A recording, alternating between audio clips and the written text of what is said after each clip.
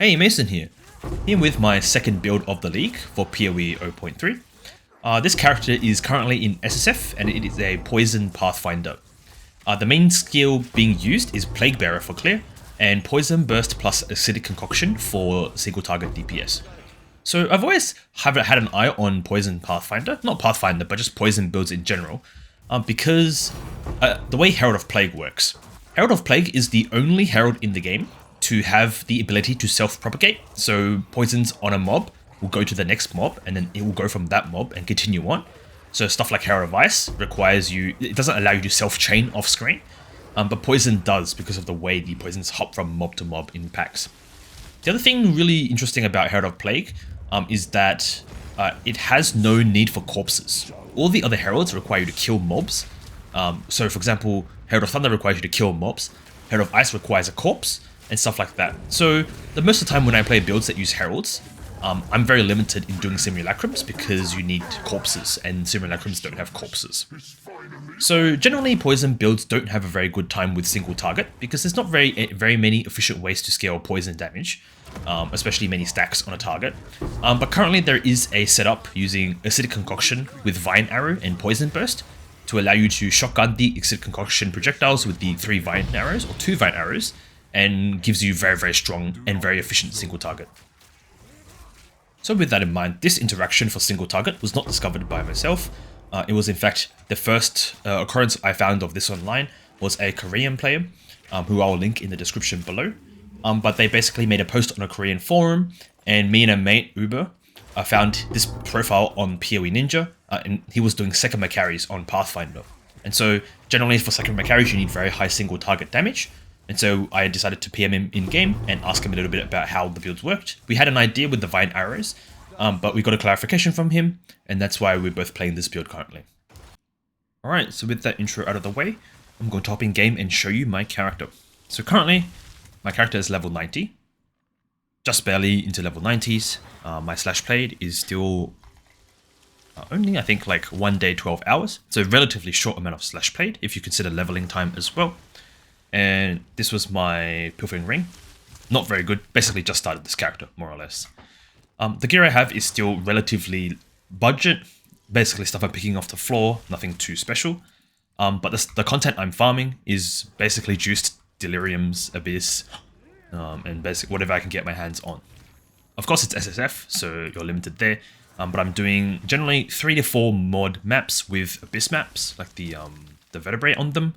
And then, for example, like this one here, and then sometimes it may drop Delirious, so I'm just doing it with Delirious, and then I'm just progressing my Atlas and heading towards a Citadel at the moment. And this character, just a reminder, is in SSF. I only started SSF because I wanted to progress this character from the start, and with that in mind, I'll give a very detailed leveling guide probably a little bit later in the video. I'm just going to run over the general idea behind the build first. So the key interaction for single target that I mentioned before is the way Acidic Concoction works. I'm going to take out the support and just throw this thing and you'll see how it works.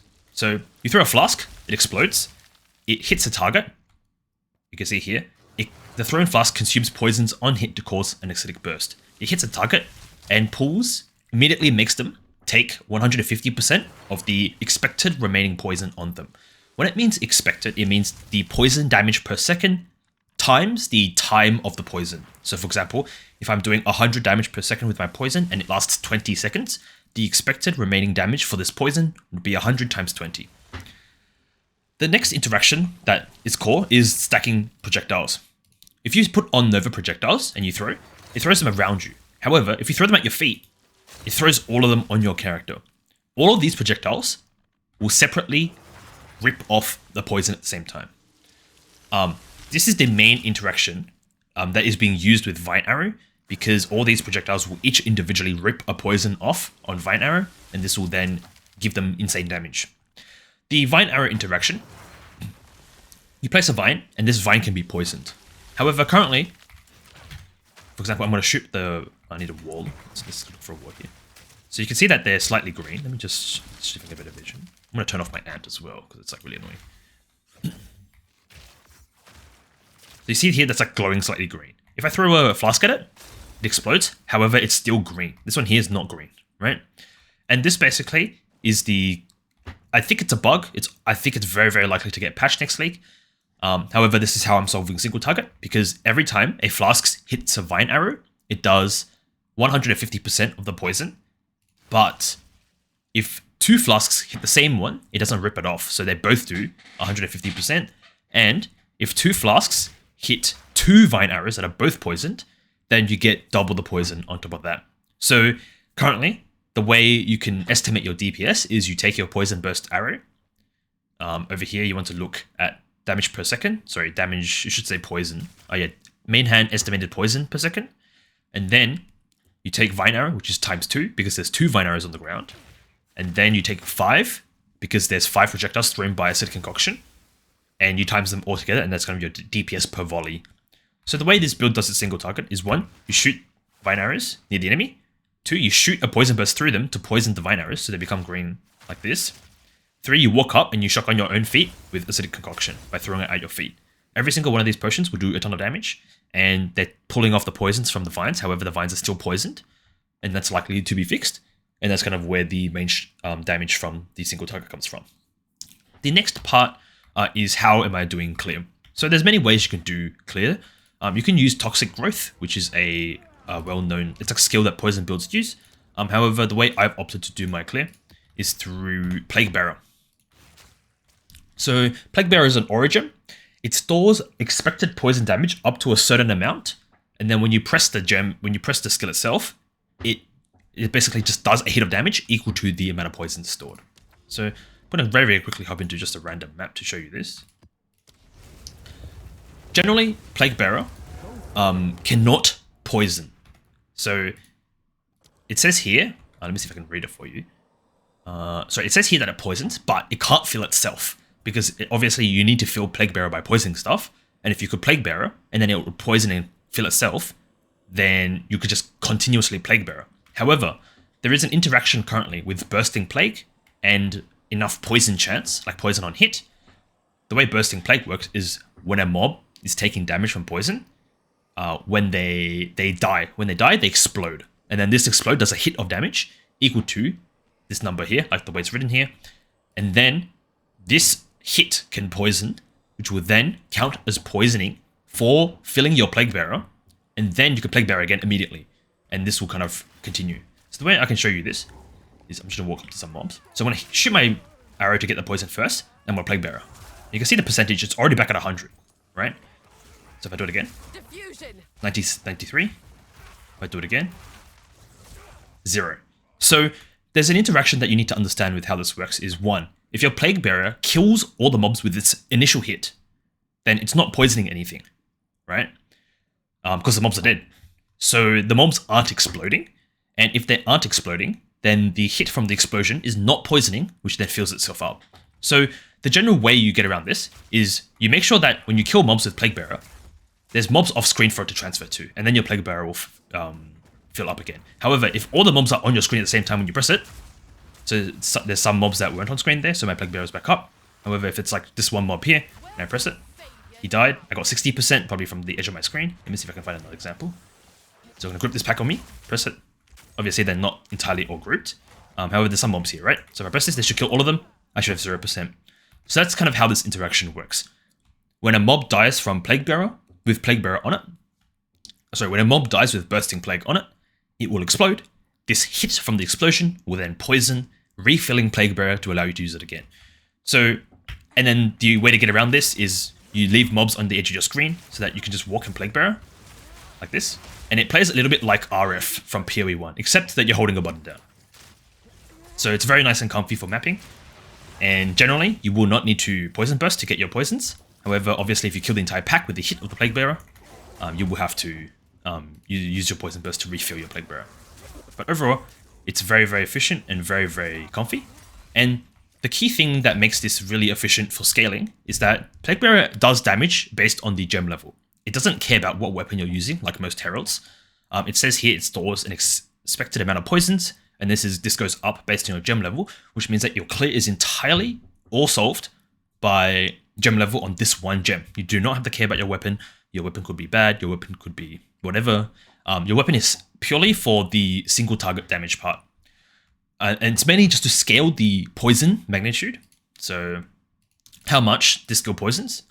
You can see here the poison damage per second. You're scaling this on Poisonburst so that when it's applied onto Vine arrows, you get a very large shotgun from Acidic Concoction ripping off the poisons from Vine arrow. So that's kind of how this main interaction works. There's many other ways you can clear. You can use Toxic Growth. However, I think that Plague Bearer is by far the comfiest. And it also does not rely on you needing a very, very good weapon. So you can kind of just get it up and running as soon as you have a high enough gem level. I like gem level, like, I think 15 is enough to do tier 15 maps. However, obviously the more the better, because it means that you'll do more damage with the explosion. So those two are the core mechanics of how to clear with this build and how to single target with this build. Generally, I will be mapping with Plague Bearer, pressing my mouse 4, and then when I see a rare mob, I might shoot one Vine arrow, I Plague Bearer it, or I shoot the mob that's sitting on it, and I walk up and shotgun up my feet, and I keep going. So that's kind of how this build works.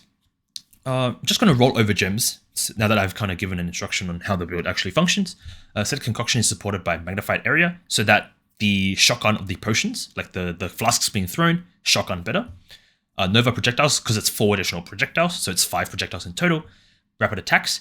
The one thing with Acidic Concoction is that it is, over here it specifically says loses life, which means that this does not actually deal any significant amount of damage, which means you get a lot of quality of life of running a bunch of the new supports that have less damage, because it's not actually lowering the damage that you're making the enemy immediately lose from your poison, which makes this like very nice and very good quality of life.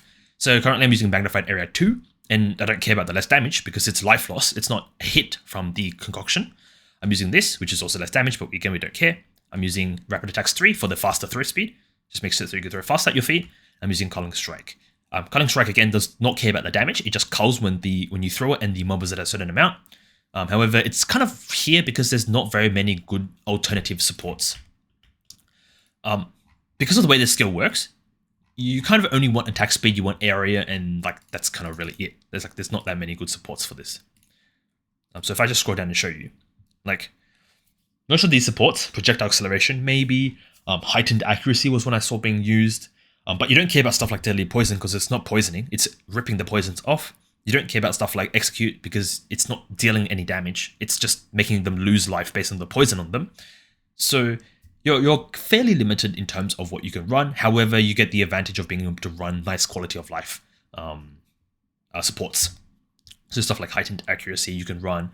The other one I was considering is Bleed 3 because it makes it so that the concoction bleeds.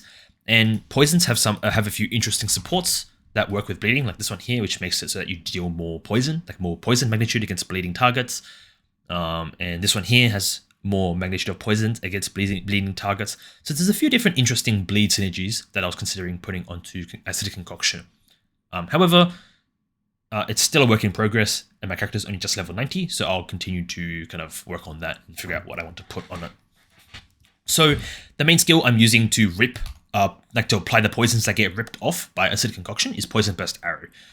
The only reason why is because Poisonburst Arrow has this line that says, poisons inflicted by this skill affect the modifiers to skill effect duration. Sorry, is affected by modifiers to skill effect duration. Basically, stuff like prolonged duration makes it so that the poison from Poisonburst Arrow is 35% more, like longer, and Acidic Concoction rips the expected remaining poison. Not the poison hit, not how much it's poisoned, the DPS, it's the entire poison. So this is basically a 35% more damage support for this combo. And so with that in mind, the supports I'm using are Deadly Poison, Duration, Close Combat, Concentrated Area. The way you determine whether supports work with this particular skill is you go Poison Burst tab here and you look at the estimated poison damage per second. You see here my top end is 6212. If I take out Conc, my top end is down here is 4778. If I take out Close Combat won't show because it's conditional, but I could take out stuff like Deadly Poison, and you can see here it goes down to 3413. So this is how you determine whether a new bow is a DPS increase or a support is a DPS increase. Again, Close Combat is conditional, so it's not being shown in this, but please do not look at this damage per second, it is wrong. Look at the main hand estimated poison damage per second instead, when determining whether stuff is an upgrade or not. So Next one we're using is Vine Arrow. Vine Arrow, it says it does like poison damage, right? It does like a bunch of chaos damage based on the poison on it. However, we actually don't care about any of this. The only thing we care about is the fact that it holds the poison and retains the poison. Is there a wall I can shoot at? It holds and retains the poison when we throw flasks on it and doesn't get removed. And that's literally the only thing we care about with this skill. So because we don't care about the damage, we have a bunch of quality of life. Overabundance, this allows you to have 2 Vine Arrows. And basically it's doubling your damage because you're ripping the poisons off the Vine Arrows. You see here, I have 1. If I put this in, I have 2. So that's kind of how it works. The other alternative you can use is I think it's called the Idol of hold on, this one here. It's not showing me because I think it's because I'm on SSF. But basically this is a +1 limit amulet, which then means you can have 3 Vine Arrows, which is then another 50% more damage. So you're timesing your damage by 1.5. But yeah, so Overabundance is used to +1 limit. Prolonged Duration is used to offset the debuff from Overabundance to kind of make it feel a bit better to use. Concentrated Area. So a Concentrated Area and Multi-Shot. So if you only have a 3-link, right, so you don't have 2 supports, I recommend you use Rapid Attacks. The reason why is I'll show you what Multi-Shot does. So the reason why is you need the Vine Arrows to be very close to each other. This one, they landed relatively close. Like, occasionally, this one seems to be, like, relatively decent in terms of how close they land. But you generally want them to be as close to each other as possible. And, like, that one's a little bit further apart, so maybe a little bit harder to shotgun. So stuff like that. So generally, I don't really recommend using multi-shot until you have Conc area, because that kind of reduces the spread of the Vine Arrow and makes it so they basically land on top of each other or very, very close to each other, so that you can just throw your flasks to shotgun. With that in mind, if you're on a 3-link, feel free to try multi-shot, just like this, with no Conc. However, if you find that the plants are too far apart or it's very inconsistent, just use Rapid Attacks and just shoot 2 Vine Arrows, and they'll be fast because Rapid Attacks, and then you can shotgun on the boss like that. As for another link, like the last link on Vine Arrow, it doesn't matter, just use whatever. Okay, Plague Bearer, the main clear skill. The most important thing about Plague Bearer is the level of the gem. Level of the gem determines how much you can store, like how much poison you can store, which is literally just a damage multiplier to how much damage you actually deal. So for example, if I use Chaos Mastery, and I just look at Plague Bearer's numbers, we can see here that, if I just hover on Plague Bearer, it says 9,638 damage. If I put in Chaos Mastery, it does 12,142. So it's basically like a 20% damage increase per level. So this is your primary clear skill. In the campaign, it can be hard to maintain levels. However, once you get to the endgame, this should be easily enough, and you just make sure it's as high level as you possibly can have it for a Spirit Gem. It's also very helpful that your next gem is not really needed. Like, you don't need levels on this, because the only thing that levels do is increase this hinder enemy chance. Okay, links for Plague Bearer. You're using Deadly Poison so that it inflicts a larger poison. You're using Bursting Plague for the interaction I explained with Bursting Plague and Poison 3. And you're using Mag Effect so that it's bigger. You're not using Mega Effect 2 because Plague Bearer damage actually matters because you're hitting with it to try and poison and clear the pack. So we're using the one that has no downside. If you have a 3-link, you can drop Mag Area. If you don't like Mag Area, if you wanted to cast like at your cursor, you can use a support called Astral Projection, this one right here.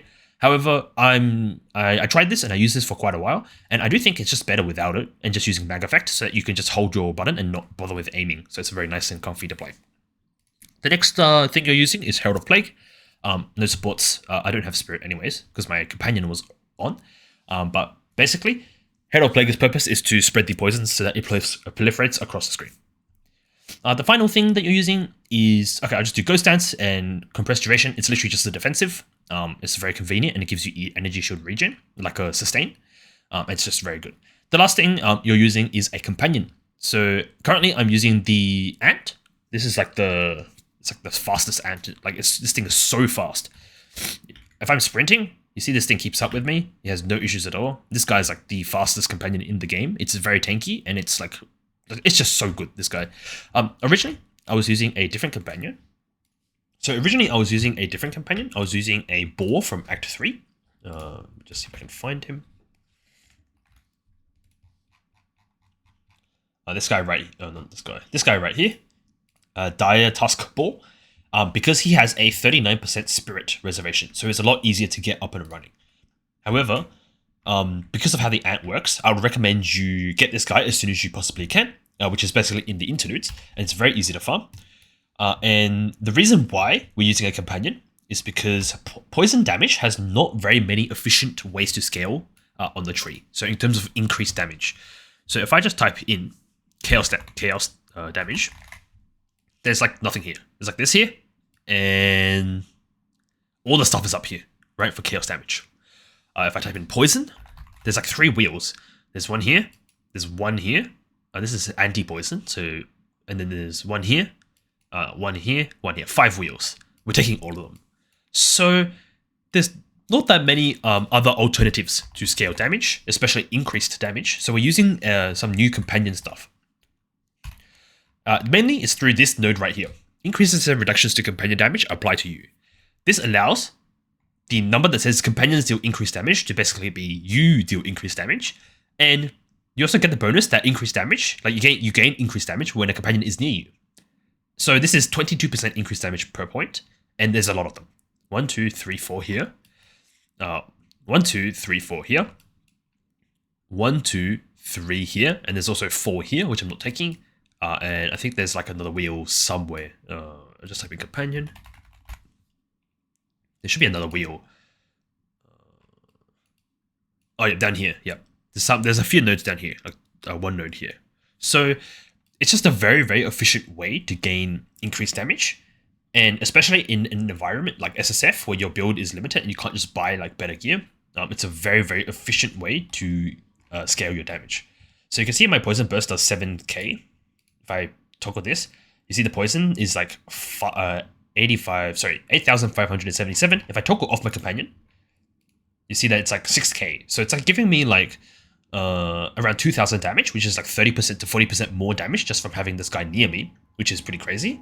And if I unspec the passive node right here, just to show you this, and we just check the damage on Poisonburst again, you can see that the damage went all the way down to 3,000 damage. So it's literally like more than doubling my damage by using this companion setup.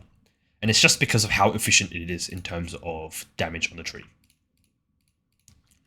So again, we went from like 3,000 damage to like 7k if I'm near the companion. 8k, 7k, 8k when I'm moving, because I have this node right here that gives you attack damage while moving. So I think that more or less covers the skills. There's quite a lot of extra skill sockets, so you get to add some quality of life if you want. So you can put stuff like shield charge in.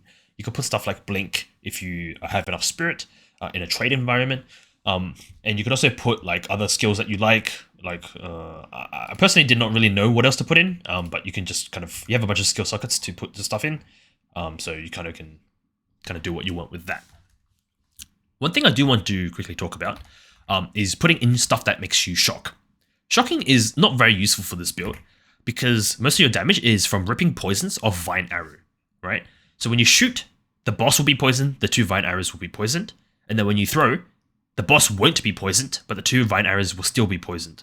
So shock only applies on enemies, it doesn't apply on the Vine Arrows. So stuff like shock, stuff like curses, they are not very efficient in terms of the amount of damage they give. Basically, they give you 3 times less effectiveness. If you have a 50% shock, divide that by 3 because you have 3 targets, 2 Vine Arrows in the boss, and that's basically the amount the shock increases. It's actually probably worse than that because I'm assuming the first flask to hit when you shotgun all the flasks removes the poison from the boss, but it doesn't for the Vine Arrows. So just keep that in mind if you want to try using shock or stuff like intimidate to make the enemies take more damage. There's not really any point to it. Okay, that covers the gems. I'm going to quickly walk over the skill tree. So if you want, I want to link Uber's channel in the description below. He's also playing his own setup. It is slightly different to mine. However, I am eventually going to transition to using the same quiver that he's using, which is rear guard. But we both approach the skill tree in a bit of a different way. So, start off with the skill tree. We're going through movement speed nodes and evasion nodes. This one here, just to highlight, is very efficient. It's 65% increased evasion if you dodge roll recently, which is basically always up. Once we're here, we're looking to click all the poison nodes. There's poison nodes here, there's poison nodes here, there's poison nodes here, here, in here. One thing to note is that we do not want stuff that reduces the magnitude of our poison, because we want one big poison on the Vine Arrow so that when the flasks shotgun, they deal like a lot of damage. That's why we're not taking stuff like this. We don't care about number of poisons, we only care about one big poison. So that's why stuff like we have duration here. There's like one poison duration node here you can click if you want. There's one here if you want to click that one. There's also one all the way up here for more poison duration. And we don't really care about poison on hit either, because Poisonburst always poisons. Over here, we're taking Quiver Effect. This is mainly just because it's a free damage vector that there isn't many other ways to get. However, with Rearguard, this allows us to cap block, and that's what I'm going to be transitioning to, and I'll talk a little bit about that in the POB section. Down here, standard attack damage, which increases the poison burst damage, so it increases the arrow, and it gives us skill effect duration, which, as you read in the description here, skill effect duration increases the poison duration. So this is like very efficient for damage, especially when Acidic Concoction rips off the entire expected poison. And that's why I'm also taking stuff like here. This makes it so that there's magnitude of ailments, and poison is an ailment. So if you hover over here, it says poison is included. So it increases the size of the poison from with these points here. Over here is a companion tech. I talked about that before. Over here, we're taking movement speed reduction nodes, mainly because this node right here is very efficient. 50% increased attack damage while moving, and you're basically always going to be moving. When I'm Vine Arrowing on the boss, I don't stand still, I rotate around them in case the boss does attacks. So it's basically just free 50% increased attack damage. And the reduction in the movement speed penalty is very nice. Over here is block, and that's in the second weapon set. I'll talk about that in a bit. Let me just swap back to my first weapon set. Over here, we are grabbing Subterfuge Mask, because it's just really good. And we're also pathing all the way up here to grab Spectral Ward, because it's also just insane. We're playing a pure evasion chest piece, so Spectral Ward gives us a ton of ES, and we're playing a pure ES helmet, so that Subterfuge Mask has the most efficiency. Over here, these two are the poison nodes. And down here, we're grabbing the evasion node. This one right here is really, really efficient, because we're playing a pure evasion chest piece again. So basically, we have a good chest piece that gives us, that is like doubled, right? And then it's also giving us ES. Obviously, it does the ES calculation first, and then it does the double, but it's just really efficient. And then we path over to here. This node right here gives me 3% evasion per 10 intelligence. Every node on my tree, like if I don't need it for strength or dex, I'm clicking int, and so it's giving me, I think it's like 45% increased evasion. And so if you look at other nodes, right? For context, like this node here is 15%, so it's like 3 points here, right? And it also gives me evasion here, and it gives me intelligence here. So it's just reasonably efficient. It also gives accuracy equal to your int, and that's kind of just like a bonus. I don't really know how much that helps, but so far it seems to be a decent thing to click for 3 points. Over here, we're getting some reduction in movement speed penalty so that we can move faster and can cast Plague Bearer, and it feels nicer. Over here's the companion tech I was talking about earlier. And that really covers it for the main skill tree. In the weapon swap, we have a shield. You can use a shield, a buckler, literally anything you want here. Probably not a focus, but a shield or a buckler is fine here. You want something with block. No. This block chance is really bad. This is just something I picked off the floor. Do not use this shield. It is bad. What I recommend is just find a shield with a good block chance, and that's cheap. It could be unique, it could be whatever. It doesn't really matter. So with that in mind, the shield doesn't matter. We do want to use our passive points in our weapon set to cap block. The other thing is, I mentioned before, is stuff like shock, stuff like increasing damage that taken by the mob doesn't really work. It doesn't really give us that much efficiency because of the Vine Arrow interaction. So we don't really need to do anything like shock related or curse related in our second weapon set. So our entire second weapon set is just quality of life and block chance. So swap to my second weapon set, I'll show you some of the points that I'm taking. Currently, taking just block nodes here. I'm taking this block node right here. I'm taking these block nodes here. And then I'm taking these block nodes here. And I'm also taking these sprinting nodes here. So it gives you a bunch of evasion and move speed while sprinting. And it just allows you to move around the map quicker. So what I normally do is I might just walk around and Plague Bearer. And then when I need to do something, like if I need to move a distance, I will press my parry key to just swap to my shield and just sprint. And the difference between this and normal sprinting, so if I'm sprinting with my shield up, if I can get a nice straight line, it is 114% move speed. If I'm sprinting with my bow, it is 95%. So it's like an extra 10% move speed for free with no downside at all. And it also gives me a bunch of evasion. So if I scroll up and you look at my evasion, 60% when I roll, 63% because of this node right here.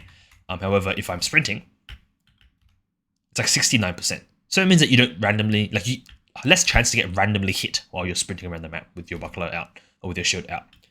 So it's just quality of life, more or less, and you can use it to run around the map quicker.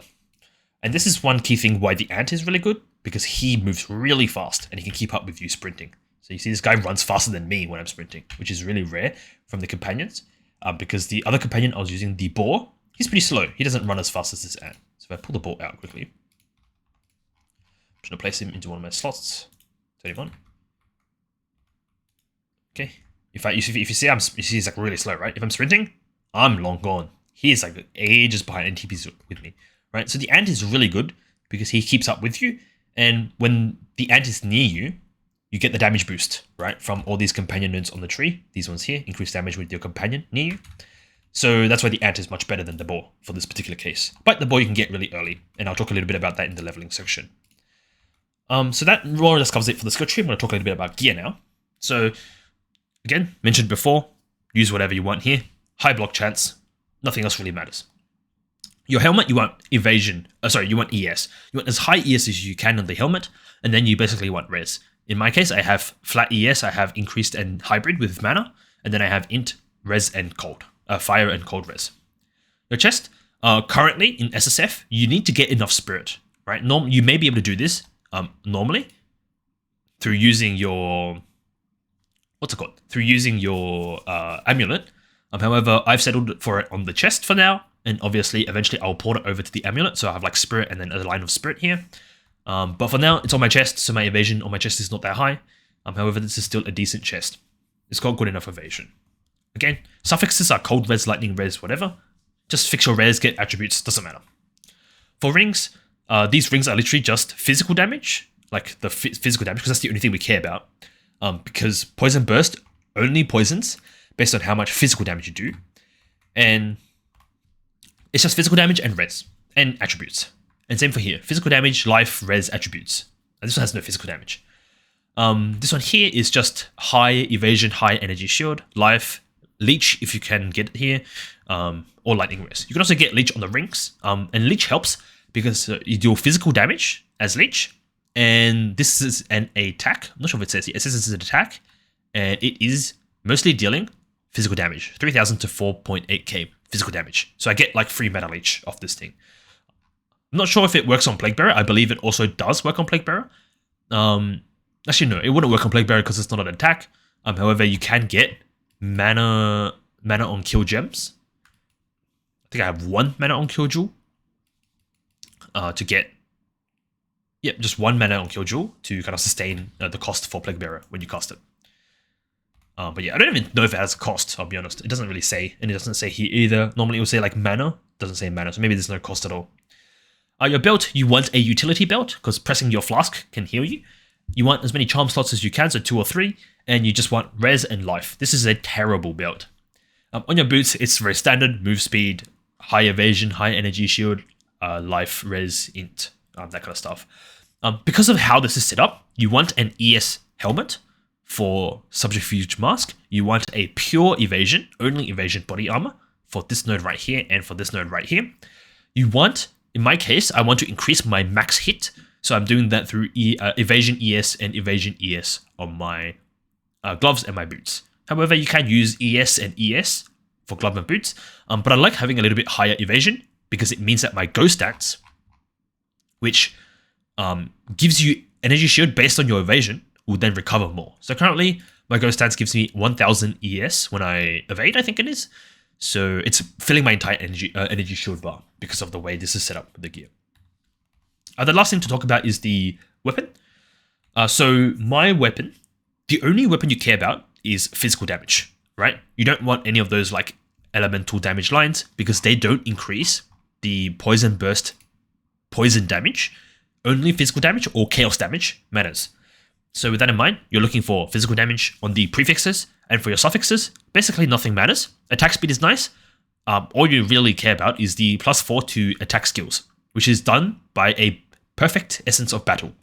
And mana leech is nice, but it's not needed on the bow. You can get that on rings or gloves or whatever you want. So bow is very, very easy to get. because all you care about is the prefixes for physical damage, and attack speed is nice, and +4 attacks is basically guaranteed with an essence. Your quiver. So I'm using this toxic quiver I crafted. It has a physical damage. The lightning damage is not boosting the Poisonburst, so don't really bother with that. The increases and reductions to projectile speed does not do anything because I have no increased projectile speed. The crit damage is just there. The life per enemy killed doesn't matter because you have % life on kill from jewels, and the crit chance doesn't matter. So this is a relatively bad bow. The only good thing about it is the poison chance. It's 21%, and it helps with the poison chance on Plague Bearer, the bursting plague part. So you can see here, chance to poison is 173%. But Plague Bearer has a base always poisons on hit, so it always has 100%. So we now know that bursting plague has a 73% chance to poison. If I take this off, it still says 170. I think it's just bugged. But it should adjust based on it should tell us how much the poison chance is on bursting plague by looking at this number right here. I think it's bugged. Although it does say attacks, right? And Plague Bearer is not an attack. So actually I think it's correct. It's just actually useless. So basically the TLDR is this quiver is useless. The quiver you should be using is Rearguard, which I will just log on to another character very quickly to show you. And the reason why you want to be using this quiver is because it allows you to cap your block with like 9 points in the passive tree. The quiver effect and some block nodes near the bottom. And I will show you in the POB section of this video for that. But yeah, so the quiver you should be using is this quiver right here.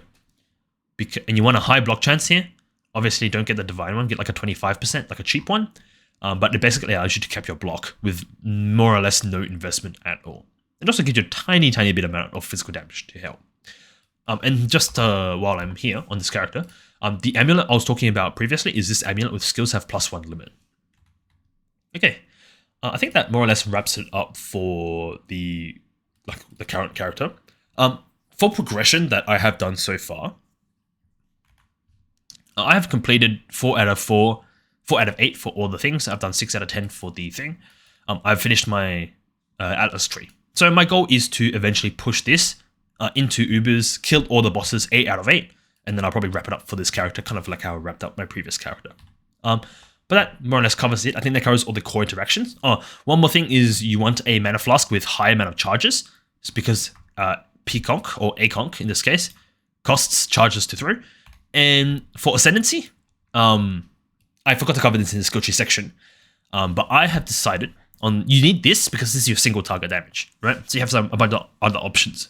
Uber has decided to take immune to freeze and sustainable practices for defenses, and he's taking enduring elixirs with Chevron's belt to sustain his recovery. I'm personally going with Ghost Shroud for recovery. I'm using Relentless Pursuit and Running Assault so I can run around and hold Bursting Plague, Plague Bearer, and it's nice and smooth and it makes me go fast. And for my last point, I've decided to take Traveler Wisdom because I don't have a Chevrons. If I chance the Chevrons, I do think Enduring Elixirs is quite strong because it just gives you a ton of sustain when you push a flask. So it's personal preference really. I think Pathfinder is a very interesting Ascendancy, even though it kind of looks boring on paper, is because it's got like really, you can kind of tune it to how you want to play the game. For example, if you want to have a bit more of a tanky side, you just drop these and take these, right? If you want to use Chevrons, you take this. If you don't want to, you can take this, like what I'm doing right now. You don't want to take these poison nodes because one, this is 1.5 meters. Herald of Plague is 1.8 meters. So Herald of Plague is literally better than this. And Herald of Plague is 30 spirit. And the last one is this one here. The less poison duration affects the damage that the expected remaining poison does, so that your Acidic Concoction will do less damage with this. So that's why I don't really take this. We're not playing a build that stacks multiple poisons. We're playing a build that stacks one big poison and spams this flask to constantly rip it off Vine Arrow for big damage on bosses. And for mapping, we're pressing Plague Bearer and running around. And that's just all done with gem level scaling. Okay, that covers it for the kind of state of this character. I will make another update once I've finished all my entire 8 out of 8, 10 out of 10, etc. I killed Uber Arbiter. I'll make a update as well. But that kind of wraps it up for this kind of in-game character showcase. I'm going to now hop over to we'll go through the filter first, because I think I had some questions on filter the last time I made my character. Okay. So we're in filter blade now. I currently have 2 filters for it. I have a starting maps filter. Do this. A starting maps filter. And what this filter does is, it's mainly this section here. I'm hiding all armor. I don't care about armor. I'm hiding all evasion except body armors, because I want an evasion body armor. I'm hiding all energy shield except helmets, because I want a pure energy shield helmet. And then I'm hiding all hybrid armor evasion, because I don't care about that. Same for armor and ES. And for evasion and ES, I'm not hiding body armor, boots, and gloves. Body armor here, you can hide it. But however, I'm just not hiding it, because sometimes I might get a good body armor for a future character. However, this character is using a pure evasion body armor because of the stuff I explained in this skill tree section. In the weapon section, I'm hiding basically every single weapon except bows, quivers, shields, and bucklers. Because this is an SSF filter, right? Keep that in mind. If you're in trade, you may not want to hide this many, but this is my SSF filter, and I basically customize it to how I'm playing the game. The next thing to talk about is the show and hide section. So I'm highlighting certain pieces of gear. In my case here, over here, I'm highlighting energy shield, boots, and gloves with this little red aura, like the red square. Normal, magic, and red. This is crafting bases, and it also has a sound. Same for here. This is energy shield helmets, right? Because that's the thing that we care about. And over here, I'm highlighting body armors, evasion, pure evasion body armors. I'm actually going to edit this because I think this is incorrect. This should be evasion energy shield. This right here. So that should be the corrected filter for this. But that's kind of the main kind of things that have been changed here. Campaign gear is whatever. That's just doesn't really matter. Chancing, currently I have Gauze Wraps, and we are fishing for a Plague Finger. However, it's kind of just how you want to build the character. You can just chance whatever you want or whatever's in trade if you're playing trade. But this is SSF, so I'm chancing for Plague Finger. So just keep this in mind for the chance section. And if you don't like it, I'll link the filter blade. You can copy it and you can kind of set it up the way you want to set it up. Once this is basically from like tier 1 to tier 6 maps. The next one is yellow maps to late game. This will just be everything after basically tier 13 plus, right? So this is like early game maps, tier 1 to tier 13. And then this is like everything after. Red maps, more or less. I'll also quickly walk over this. It's also relatively straightforward. Okay. Over here, we have the exact same setup as what I just showed you in the previous filter. So I'm not going to go over here. Over here, I have a custom show, but I'm showing by base. And what I'm showing is the best in slot bases for the things I want. This bow has +1 projectile. This has the highest amount of evasion, but it also has the reduced movement speed penalty. This is just a very high amount of evasion. This is just a very high amount of ES on a helmet. And this is the second highest amount of ES on a helmet. This is the best evasion energy shield boots. And this is the second best one. This is the best gloves, second best gloves. This is the best. This is not the best, but it's one of a good bow. It's a good bow to use because it has chaos damage on it as well. This is the best physical damage bow. This is the best quiver. However, I did mention before that you want to use a rear guard, so I'll probably just quickly X this out. Okay, look, I'm gonna keep it in anyways. Actually, no, I'm gonna take it out because you don't want to use the quiver, a rear quiver. You want to use the rear guard if you're in trade, and if you're in SSF, you just want to use a quiver until you get to rear guard. But that's kind of how this works. This is basically the part that will show and play a sound for an item you need to pick up and craft on. The next thing I've changed over here, I think was just a small tiering change, so I won't really go over that. The main thing that is very significant is the chancing. So I'm chancing multiple different items. I'm going to quickly walk through all of them. Gauze Wraps is POEDB. They just updated this. What a troll. Gauze Wraps is all damage from hits. All damage from hits contributes to poison magnitude, meaning you can play elemental bows. Fine Belt is Chevron's. Chevron's Satchel. This is the belt that Uber is using. It makes it so life recovery from flasks also applies to energy shield, and in combination with the Pathfinder Ascendancy node. Let me just quickly close this.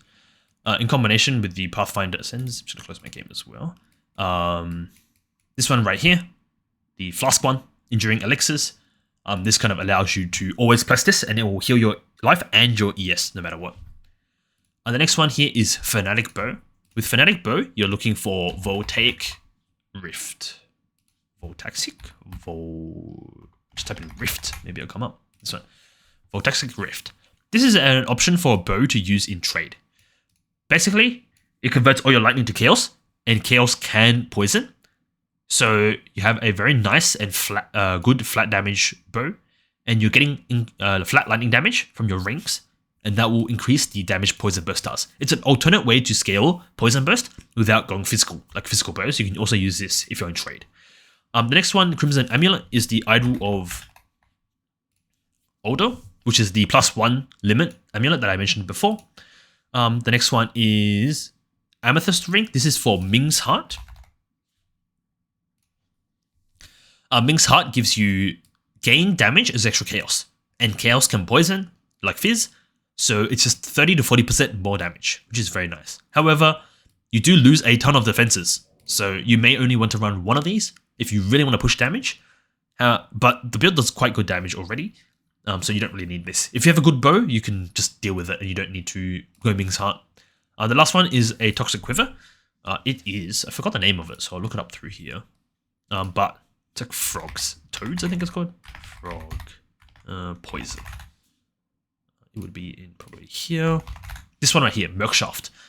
Murkshaft makes it so that you have this poison toad thing. Whenever a kill happens, a toad appears, it will explode and do poison damage. And the scaling on this is extremely high. So it's a really, really good clear bow. Clear quiver. So if you really want to do like super juice content and you're struggling with clear, you can use this quiver. However, the main quiver I recommend is the blunt quiver base, which is Rearguard. Rearguard gives you flat block chance, which is then scaled by quiver effect on the tree and scaled by increased block chance on the tree. And it just allows you to cap your block really, really efficiently with like 9 points on the passive tree. So in the case where I'll show you this, do I have it here? Yeah, I do have a Rearguard set up here. And you cap block with these 3 points here, with these 3 points here, and these 3 points here. And you want these two anyways, because they're nice to have on your quiver. And your quiver has a little bit of flat, so they boost a little bit.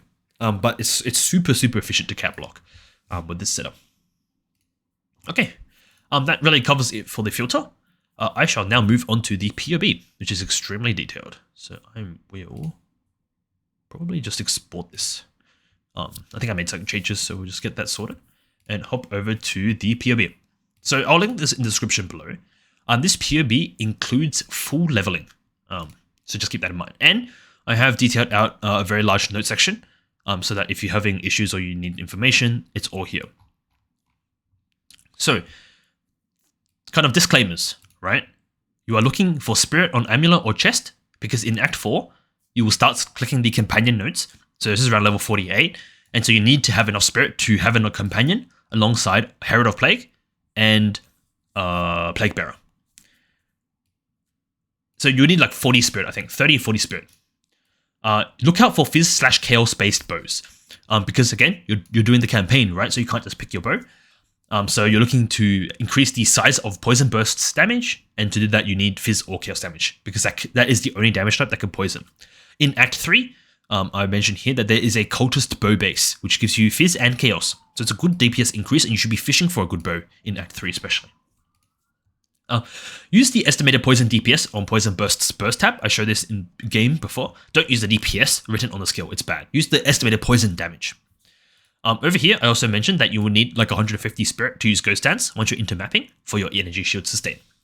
Okay, so to start, you will be using a bit of a cut there. But to start, you will be using Poisonburst for clear, Bowshot for single target until you get to Toxic Growth, which is the Executioner near the end of Act 1. For Poisonburst, you will be using Pierce support and Escalating Poison support. If you want to swap for bosses for extra single target, you swap in Corrosion support for bosses, because Bowshot does physical damage, and Corrosion allows the armor to be broken, which then gives you 20% increased physical damage taken, which means Bowshot ends up dealing more damage, right? DPS increase for Bowshot. Once you get to Plague Bearer, you want to use Poisonburst with escalating poison and PS because this allows you to feel Plague Bearer faster, but you want to swap to Corrosion for bosses if you want more single target. I'm using Swift Deflection in Vine Arrow, but I don't know if it works. It should on paper, not sure if it actually works. Once you get to Toxic Growth, you want to use Conc effect, which is Concentrated Area, and move Corrosion into it, and you can now drop Bowshot. Your main DPS skill now will be Toxic Growth for single target. So your combos will be Toxic Growth plus Plague Bearer or Poisonburst on the little bulbs, or Toxic Growth plus Vine Arrow and Poisonburst for the bosses. So I'll show you some footage of this. For example, I'm going to pull up Bramblegast. You can see here, we start with hitting with Poisonburst.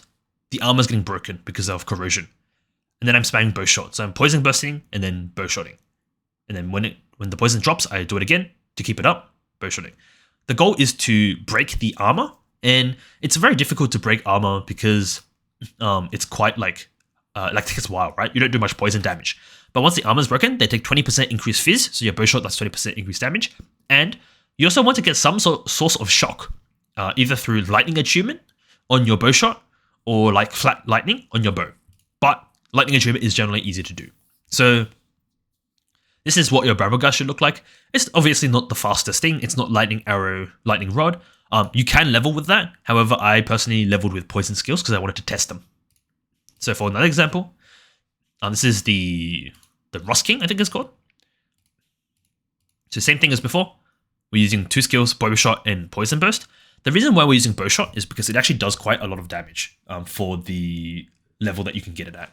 But it's exactly the same as the Bramblegast. You're using Poisonburst, keeping up the poison uptime, then you're Bowshotting, and your Bowshot has lightning attunement to allow them to shock so you can do decent chunk damage.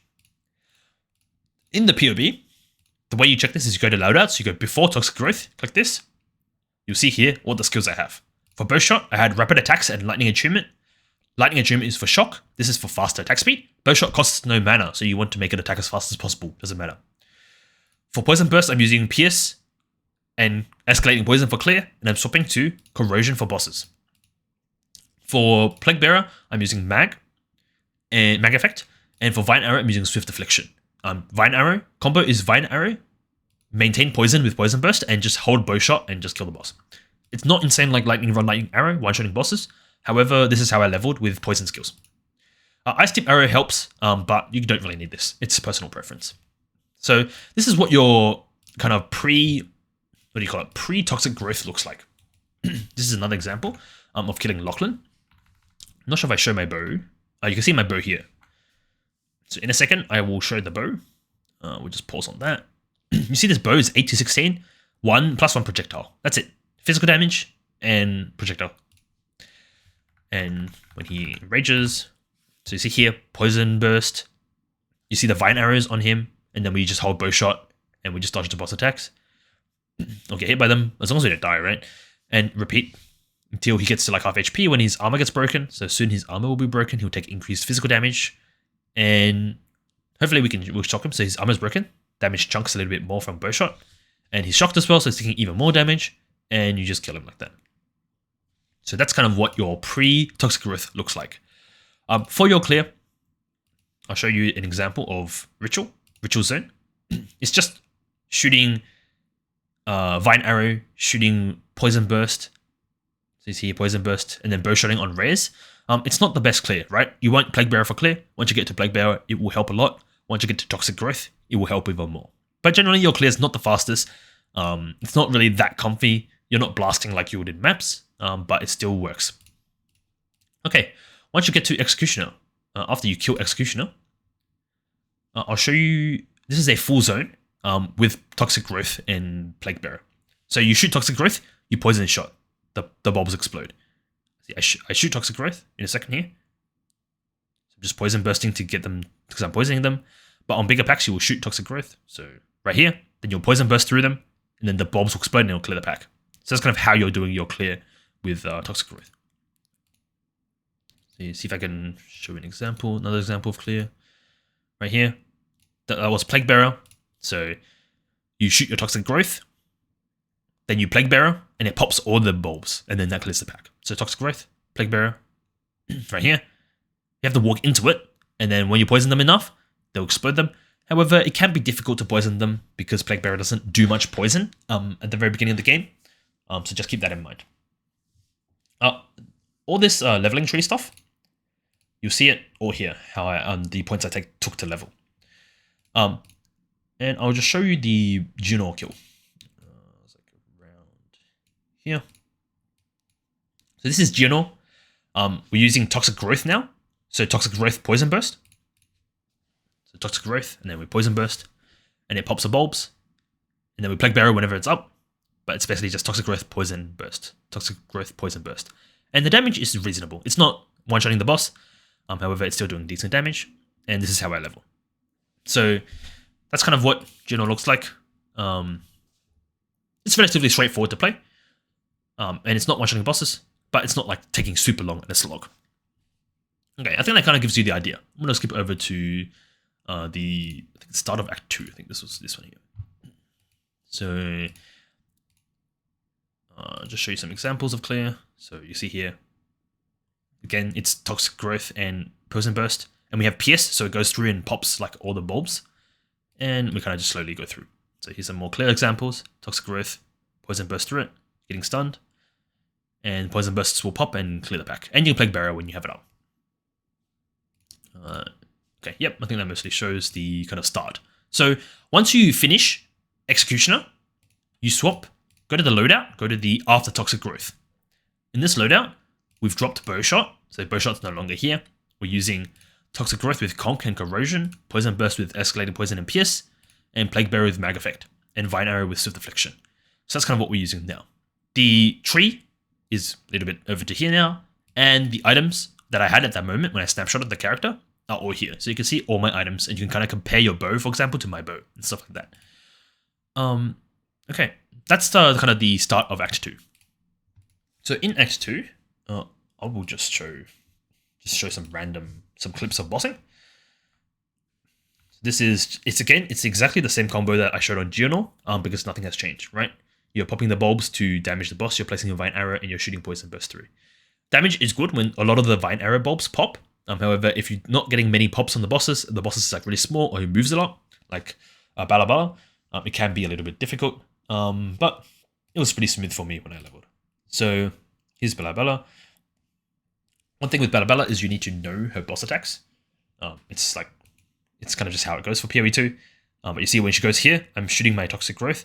All of them are shotgunned underneath her because there's a wall here. So Toxic Growth has this interaction where if you shoot it towards a wall, all of them will kind of get like squashed onto the wall. And so you get like big damage. You see here, big damage because of all the bulbs popping, which is next to a wall. So that's kind of something that you can keep in mind when you're fighting bosses. But overall, I think that gives you a good idea of how to play. Nothing has really changed here. The next thing you can do, I don't know if I included. So I have it here, Act 2 level 2 support gems. The first level 2 support gem, which one did I put it on? Is Bursting Plague, I think it was, on Plague Bearer. You can also use Poison Chance in here as well, and you can get that combo up earlier with the self-propagating Plague Bearer, but that's up to you. And then over here, you can see here I kind of just have a lot of like detail, right? Step by step. This is when you get your level 2 support gem. This is when you get your Lesser Jeweler Orb, you put it on Poison Burst, so now it's a 3-link with multi-shot. This is so that it feels Plague Bearer faster, and it also has a little bit more projection. But if you don't like multi-shot, you can use Conc Effect or Close Combat. I don't think you're not Close Combat yet, but you can use Conc Effect. Concentrated Area. This is the tree for Lesser Jeweler. And then when you get to the final act boss. So this is my tree when I get to the final act boss. You can see here that Bowshot is active, but we don't need it. We're using Acidic Concoction now. So we did our Ascendancy, we got Acidic Concoction, and you can see my bow here is like 62 DPS Fizz bow. Okay, so I'll show you this. Right here, this is the Acidic Concoction swap. This was when I finished my first Ascendancy, which I don't know if I recorded. You place 2 Vine Arrows. So I'll just show you again. We're placing 1 Vine Arrow, 2 Vine Arrow. We're shooting a Poison Burst through it to poison both of them. And then we shot 2, in this case, just to make sure. And then we spam Flask at our feet with multi-shot. So the main thing you will encounter here is you see the damage is like kind of weird, right? Sometimes it's really high, sometimes it's not very high. See, that's huge damage, right? And then that's huge damage again. And then it's like smaller and smaller and smaller, and that's like basically doing no damage. You need to keep in mind that Vine Arrow has a very short duration because you're using overabundance on it, so you need to manage it. And so with good uptime and like the Vine Arrow underneath the boss, and you're throwing the flask directly on the boss as close as you can to yourself, so all the extra projectiles will hit the Vine Arrow and the boss, you can get like big damage. So right here, I refresh my Vine Arrow, I Poisonburst it, and you see huge damage from Acidic Concoction. So that's kind of what you should keep in mind when you're having issues with bossing. The next one is an example of a boss that has annoying interactions with this build. So here's the skeleton boss from Act 2, and you can't shoot Vine Arrows onto him. So I'm shooting my Vine Arrow as close as I can onto him. But when I throw my Poisonburst, so I'm shooting my Poisonburst now, and then when I throw my flasks, you see that the damage is like not there. It's like being weird, right? The reason why is because 1, the AoE in the flask is not high enough. It's not covering the Vine Arrow and the boss. 2, when you target the boss, you throw it at his body, and his body is on ground that has no Vine Arrows on it, which makes it very annoying. So like my Vine Arrows are landing here, but I want to throw it at my Vine Arrow. I'm pointing at it, but it's auto-locking and throwing it onto the boss, and so it's not shotgunning and getting the big damage. The solution for this is that you keep Toxic Growth in your skills so that you can use it when you need it. Right? You see here, I'm aiming at the plants. Right? You can see my mouse on the plants, but the flasks are throwing over the plants onto the boss. You see right there, another one right there. So just keep that in mind. For certain bosses, especially this one, it can be a little bit egregious. So you want to keep Toxic Growth around. So I took it off my bar, but you want to keep it on in case that this happens. The other thing to help with this is to make sure you have a large amount of charges on your mana flask. So this is the POB for the final Act 2 boss, and I'll show you quickly the final Act 2 boss kill. This boss is relatively straightforward. I'm using Toxic Growth just for random extra damage, but double Vine Arrow in a second here. So you'll see here, what's Vine Arrow? That's not Vine Arrow, but you'll see a Vine Arrow. So right now I'm not Vine Arrowing because I'm using Toxic Growth to just get some early damage off. But right here you see I'm using Vine Arrow, right? So I Vine Arrow, throwing flasks, I Vine Arrowed before. And the reason why I'm saving on Vine Arrows is because I want to save them to burst the boss down in the next phase. So right there, you see this another combo, Vine Arrow 1, Vine Arrow 2, Bursting Plague, so Plague Bearer, and I'm throwing the flasks onto the boss and the Vine Arrows. However, damage can be inconsistent depending on the boss and the amount of area, like your flasks are doing, and it's on and off, right? You need to be quite aware of that. The reason why I use Toxic Growth for this is because I know that I run out of flasks because I don't have a good flask charge, mana flask, so I'm saving them for this phase. In general, it will be relatively ethical. You can see here, like there's a big burst of damage here. I Vine Arrow twice, I poison it, and then I burst. It does like good damage. And then sometimes when I do it, it doesn't do good damage. The way you scale this is you want to make sure your bow is good, and you want to make sure that this shotgun, that you're trying to get as much of this shotgun as you can, which involves generally mag effect in your Acidic Concoction as soon as you can get it on there. But yeah, if you're running out of mana flasks, use Toxic Growth to help with bossing. It's not the fastest thing like Lightning Arrow, Lightning Rod. However, I think it shows how you level as poison without having to respec if you don't want to respec. And yeah, this is the bow I was using. So all the information is in the POB, which will be in the description below. Okay, the next one to talk about is Act 3. I'll just show you I took one snapshot, and is when I get 60 spirit. So when I kill the Bog Witch, which I'll see if I can find it, if I have the Bog Witch here. This one here, Harry Potter. So this is what the Bog Witch looked like. I'm just going to, I do a gem swap here. I take off PS, you see, and I put in prolonged duration for more single target. And then we wait for her to do her thing. And then when she lands, again, double Vine Arrow. So one Vine Arrow, two Vine Arrows, Poisonburst, then spam flask. So damage is decent, right?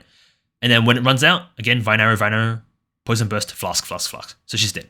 So this POB is this snapshot of that kill. See here, this is the gear I have. Cultist Bow has has fizz damage and it has chaos damage. However, it's not written on here, but it does have flat chaos onto it. So go look out for a Cultist Bow once you get to Act 3 to help with your damage. But yeah, skill tree looks like this. We're pathing up to these poison that's up here. For Acidic Concoction, we have Mag Effect and Multi-Shot because it's more projectiles and Mag Effect is the area. Herald of Plague, just itself. Right now we're using the Overabundance, Duration, and Rapid Attacks. But Poisonburst, we're using Poisonburst, Deadly Poison, Conc, and Prolonged Duration.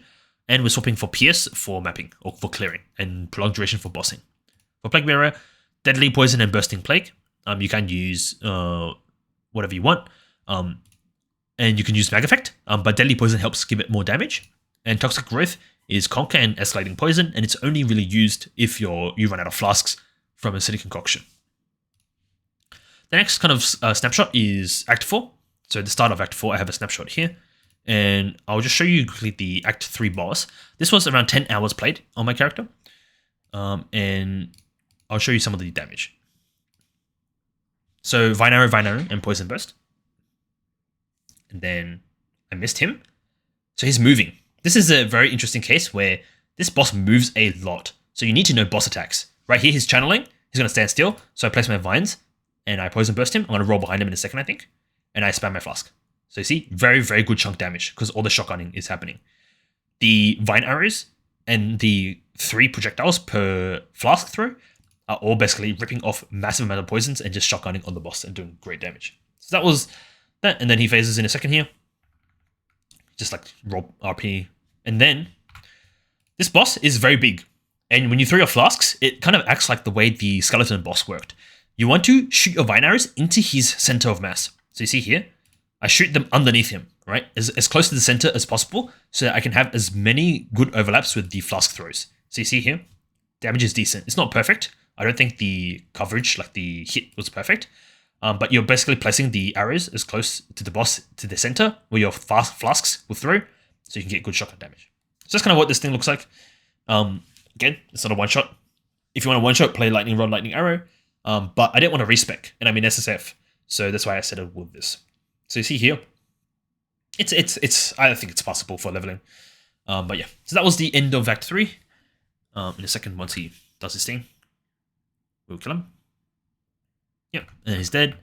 And I don't remember if I do a slash play check, but you can see here, my Poisonburst DPS says like 678. So that's kind of what you keep in mind. But all of this information being shown here is literally in the POB, right? It's in the Act 4 start POB. This is my bow that I had. This is my tree that I had. These were my skills. Again, boss swap using Deliberation instead of Pierce. You can use Conc effect if you want. Just try both, see which one's better. Over here, Conc effect, Poison, Deadly Poison. On Plague Bearer, Deadly Poison, Bursting Plague, Astral Projection. Instead of Astral Projection, I'd recommend you use Poison Chance here, so you can kind of get the self-chaining up and running for Plague Bearer. Okay, I wouldn't really show the rest of them. They're kind of all, it's very straightforward. It's just what you saw with the Act 3 boss. So now we go into Act 4. Act 4 is where your damage ramps a decent amount, but I had a really good bow. This was still the bow I had before, but you get like a bunch of access to new supports and stuff, and you also gain, like, it just allows you to do a lot more damage. So here's the Blind Beast from Act 4. This is level 48. Also, in Act 4 is where you start going companion nodes on the tree. So you want to make sure that you have enough spirit from your gear randomly. So you see here, I'm at 100 spirit already, right? And that was like really good damage from the shotgunning.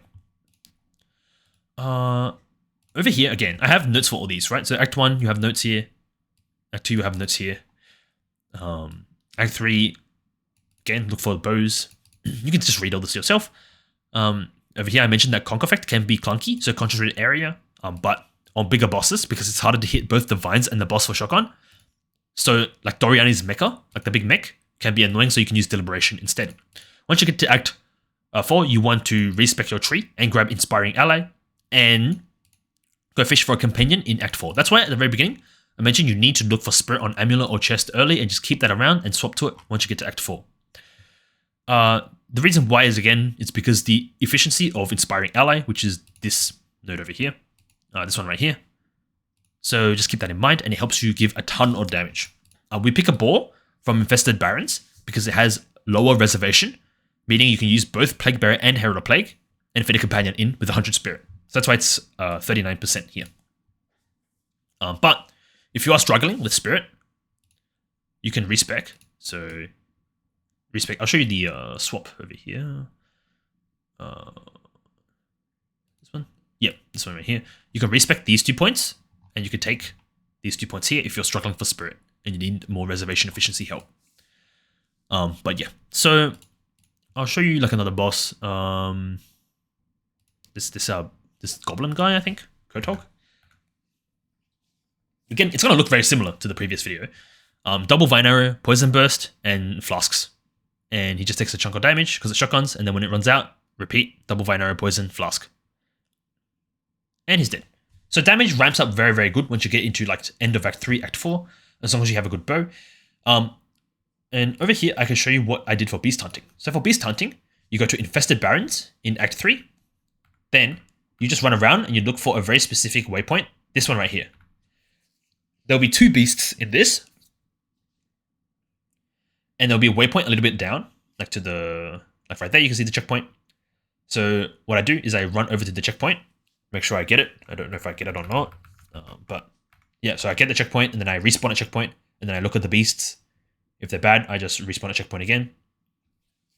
And then it loads and then I check the beasts and rinse and repeat. It's just that. You just keep fishing until you get a beast. I didn't try the roly-poly guy. So I went for the other guy because he had better mods. But you can see I fished for a little bit. I think I just call it here. Yeah. So once I get to here, this beast has invulnerability aura and all damage shocks. Shock again is not that good, but the invulnerability aura seemed interesting. So I just carefully killed the other beast without harming the current one. So you can see here, I'm just like poisoning it until it dies. And then I tame beast on the one I want and I kill it. So in a second here, the beast is invincible because the other one is giving it the aura. Over here, I tame beast on it. Just waiting for it to like stop bugging out. So shoot it a few times and then I tame beast on it right there. And then I just kill it. Okay. And then it goes into, you catch it like a Pokemon and now you have that beast. And then over here, you see I slot it in 39%. And I respec my tree a little bit. So I basically swap my tree. I'm going to show that I swap my tree over to this tree that you'll see Act 4, first level 4 support. This one right here. Your first level 4 support, by the way, I think it is mentioned here, will be Nova projectiles for your Acidic Concoction right here, so that your shotgun's better. Also, upgrade to mag area 2 once you can, because that also helps with the shotgunning and the consistency of the single target. Over here, it's just kind of like other examples. Graded Jeweler. You see I'm pathing down here now to grab these companion nodes. My Graded Jeweler goes onto Poisonburst, so it's now 4-linked. So Close Combat, Duration, Deliberation, and Deadly Poison 2. And then eventually I do a respec to use weapon set points. And I just set up the bow stuff in my second weapon set, and I don't do anything with my first weapon set. The reason why you want your second weapon set is because there is a support called, oops, it's on here, Ferocity.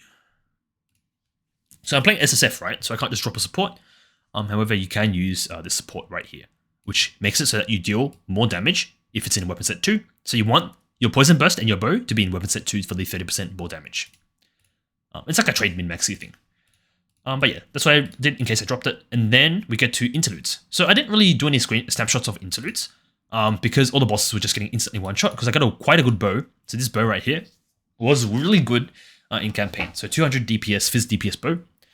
And it basically allowed me to one-shot every single Interlude and all the bosses as well. So I'll show you the Act 4 boss.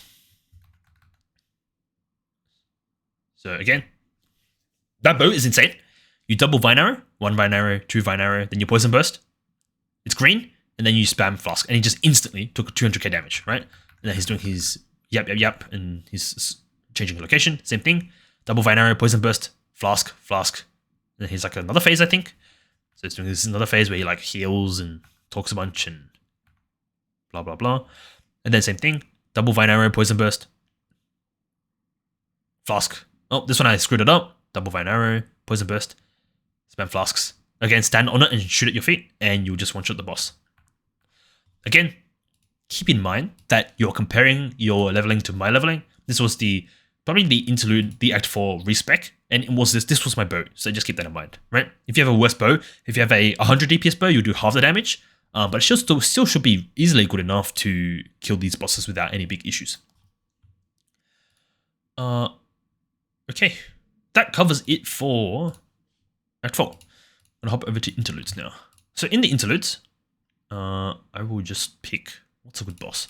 Interlude 1, the 2 dancers. Skip. Did he just get one shot? I think he probably just got one shot. Vine arrow, Poisonburst. They're both together. I just like, bam, instantly dead. Acidic Concoction, right? I didn't change my gear, right? So interlude 3, you can see that on interlude 3, I'm still using the same bow with 200 Fizz DPS. So just keep looking out for good Fizz DPS bows. Quiver is just physical damage and the rest of them don't matter. I kind of just took this all the way into the end of campaign. So here's the second interlude final boss, the time swordsmith guy. Again, this guy moves a little bit, but it's just the same thing. He dies. Shotgunning is pretty good. Who would have thought? And then for interlude 3, I think it's these guys. I don't know who the final boss is. I think it's these guys, the twins. So it's the same thing as before, right? We're placing trying to get them to stack on each other, and then we're placing 2 vine arrows, and then we're poisoning the vine arrows, and we're just bursting the boss down. So in this case, one of them moved away, so I have to kill one of them immediately, and then double vine arrow, poison burst, and spam flask. Instantly dead, 1 flask. So that's kind of what leveling will look like once you get to like Act 4. The reason why your damage scales so hard once you get to Act 4, Act 3 and 4 is because 1, I had a really good bow, right? If your bow's worse, it will do less damage. But you also gain access to very strong supports. You gain access to Nova projectiles, which is 4 projectiles instead of 2. So in this case, you're shooting with 5 projectiles instead of shooting with 3 projectiles from multi-shot, giving you 2 extra, which is like double damage. You also gain access to Poisonburst arrow gains more links, right? You gain access to the boar, like the companion plus the companion scaling nodes. So these nodes here and these nodes here. You also gain access to what was it? I think that's really it. Yeah, the companion. Yeah, more links. A better bow basis to have like better fizz. But that's kind of really it. That's why your damage scale is really hard. Again, just keep an eye out for your bow. You can compare it with the videos that I showed, as well as my bow, if you're gauging DPS. But that's kind of generally it. So for leveling, it took me, I think it was around 13 to 15 hours. It said 15 hours, but I had like, I think 1 to 2 hour AFK. I'm not exactly sure how much. So we just say like 13, 14 hours for leveling. Mainly because once you get to Act 4, everything just dies instantly and the interludes. So basically half the campaign is just instantly neglected by one-shotting all the bosses. But that's kind of it for leveling. So that was a very, very long section of leveling. And I think this has gotten very, very long. But I'm going to talk now about getting into maps. Okay, so I have this all in here. You can just kind of look here. Generally, upgrade armors, better evasion, level up so you can click defensive nodes. You can see here at the interlude start, this is my tree. And then you can see if I just scroll up and you slowly see it progress, I respec to get like some of the evasion nodes here. Then I change it a little bit because I'm experimenting. This is what I settled on when I get to T6s. And then I path all the way up to the top to get Spectral Ward, which is the final thing you get. Right here. In the Frozen Ant Swap. I'm just going to click this here. But that's kind of how you should be pathing, right? Settle on the setups here, get some damage nodes, and then path all the way to the top for defensives once you have a good chess piece. Generally, the main thing you need to worry about when you map is you need to get a spirit to use Ghost Shroud. Or Ghost Dance, whatever it's called.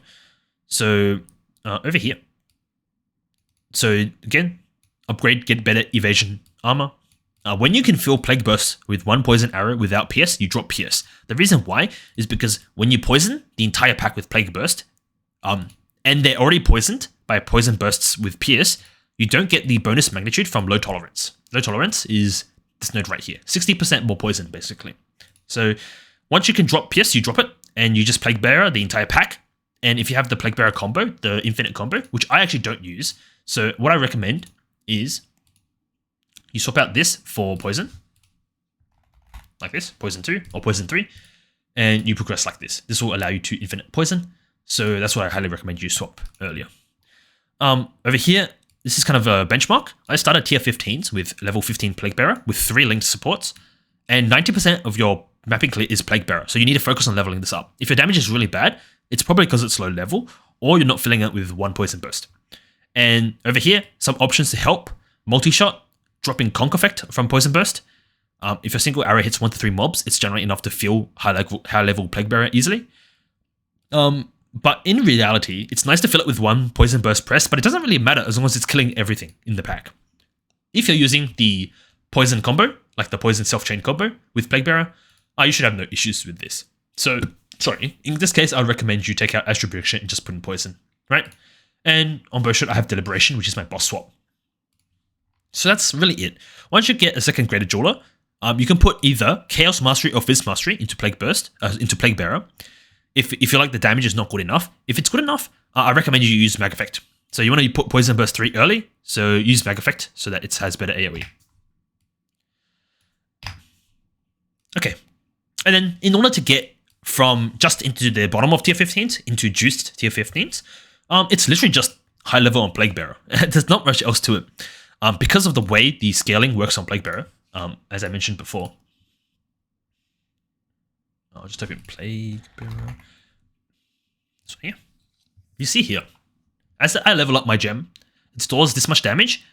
If I'm level 15, it's 4,700. If I'm level 16, so it's 15 to 18 is doubling your damage from Plague Bearer, right? Because the base damage is doubled. And then 18 to 20 is like another, not double, but it's like another 80%, 70% more damage, right? So right now I'm on 18. This is my base damage. If I get to level 20, it's going to level 20 straight away. So I double my damage. Yes, it's harder to feel. However, again, there's ways to get around it. Use multi-shot so you can hit more targets. If you poison every single target, they will all feel. Use the poison support on Plague Bearer so that it fills itself. If you're hitting an entire pack, it will spread and like the little bulbs will explode and the mobs will explode and then they'll poison nearby mobs and then they'll continue. If you are playing trade, there is a support that you can use called, I think it's like, let me have a look at the chord. It's the one that says that mobs can't die. So let me check lineage. I think it was blue or green. This one here. Yeah. So the Plague Bearer can't kill with its hit, right? Which means the mob will die to poison. And when a mob dies to poison, it will explode, which then will poison nearby mobs. Like it will hit nearby mobs and poison them because you have high poison chance, which would then fill your Plague Bearer. So if you're having issues, you can put this in your Plague Bearer. And this plus Poison 3 plus Bursting Plague should easily fill your Plague Bearer with one cast very consistently. But yeah, it's very easy to get into tier 15 juiced, and that's why I actually really like Plague Bearer. And it's also very efficient for SSF because all your clear is solved by level on gem, and you don't have to worry about weapons, you don't have to worry about other stuff. If you're using Toxic Growth for clear, for example, it's also good, but it's not based on the level of your gem, right? Okay. Okay, and down here I have like a note on how to get a good bow. Very easy. You look for 2 good physical damage prefixes. So either you drop or you recombinate it, or you drop increased percent fizz and you essence for flat physical. Then you desecrate with a prefix omen and you unveil for the third physical prefix. With suffixes, you literally do not care what suffixes you get. The reason why is because, pull up the bows right here. Modifiers, right? Look at the suffixes, right? Projectile skills helps, yes, it's good. But there's an essence for it, for attack skills, right? So we'll be using this essence. Aside from that, Leech is nice, life gain, whatever, that's all useless, right? Attack speed is quality of life, but it doesn't work on Plague Bearer. So it's kind of like, It's literally for when you shoot your Poison Burst once. Crit chance doesn't really matter because we're not scaling crit. And Additional Arrow is probably the other one that you would like if you really wanted to push this. For essences, you're going to hit it with an attack essence, and you don't need a haste essence because you're using Plague Bearer to kill mobs. You're not using the bow itself. It needs to be killing hits with this weapon will give you onslaught. Plague Bearer is not using your bow, so it won't give you onslaught. So this line's useless. All you care about is the attack essence, which is Essence of Battle. And if you really wanted to min-max this, bows fire an additional arrow, probably like Mana Leech or attack speed or crit or whatever, and +4 to attack gems. This one right here. So very easy to get a decent bow. The hard part is obviously getting good prefixes, and that's kind of what you'll spend your time in SSF, or what I'm spending my time doing with dropping and recombinating. to try and fish for the perfect bow that I want. But yeah, this has been a very, very long video. I try to keep the leveling as detailed as possible, but this Acidic Concoction stuff will very, very likely be nerfed next league, this shotgun effect, right? The Vine arrows will probably lose the poison when you throw Acidic Concoction at them, which means that they won't all shotgun because one Concoction flask will get the poison. So what are you going to do for next league, for example?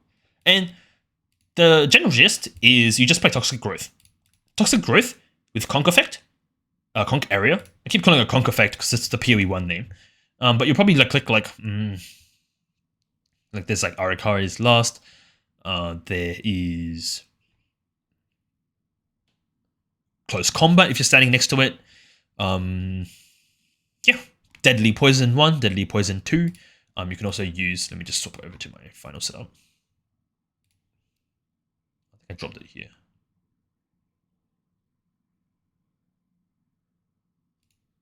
Yeah, basically, I don't think I have an example right here. Conc, Escalating Poison, Deadly Poison. So something like this when you're bossing the next league. You might drop Escalating Poison for like more damage, like Close Combat and stand near the bulbs. But that's kind of how it will go for next league if they do end up nerfing Acidic Concoction. And you probably won't be one-shotting bosses, but the better you can shotgun the Toxic Growth bulbs, the more boss damage you'll do. So you'll use Poisonburst to proc them, or Herald of Plague, Plague Bearer to proc them, and Toxic Growth for boss and DPS. One thing to point out in the POB is your third Ascendancy. I did it like here. I clicked this one here for Quality of Life with Plague Bearer. For my fourth Ascendancy, so kind of you can just follow the POB, right? All of it's documented with all the gear. Use the weapon set too. All of it's very detailed. I just imported my character. Once you get to tier 15s, to get to juiced, you see here my gear doesn't change at all. Like none of this gear changes. But my skill, my Plague Bearer goes up to level 18, and previously it was level 15, right? That's literally it. To get to a Frozen Ant Swap. So I would recommend you swap earlier and grab these 2 points here. But I swapped later, and it just ended up with a small tree respec. And the next swap I'll be doing, and the one that I recommend you just do, is you can look here at the bottom of the skill tree. I have a rear guard set up, and you'll swap to this. You'll be a skill tree for a level 90 character, or a level 89 in my case. And you'll be using, I don't have it here, but you'll be using the rear guard quiver in your weapon swap too to cap your block. But yeah, that wraps it up for the leveling and the kind of start for this character. I will be making a finish, like a completion video once I kill Uber Arbiter and do 8 out of 8. But I'm just going to progress this character a bit more slowly because there's no rush. I'm just kind of taking my time with SSF and enjoying it. But yeah, if you have any questions or comments, leave them in the comments. Sorry, if you have any questions or comments, leave them in the comments. And yeah, hope you enjoy the build.